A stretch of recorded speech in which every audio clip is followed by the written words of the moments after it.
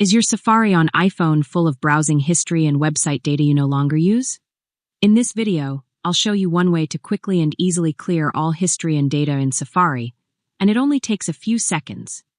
This is not just a step toward a cleaner browser, but also better privacy and faster performance on your phone. Let's get started. First, find the Settings app on your phone and open it. Once you're in Settings, simply scroll down to the bottom of the page, where you'll see the Apps section. Tap on it. In the Apps section, you'll see a list of all the apps installed on your phone. Scroll down and find the Safari app. When you find it, tap on it. This will take you to Safari's Settings page.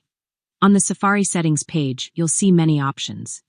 Just scroll down until you find the option called Clear History and Website Data. When you find it, tap on it.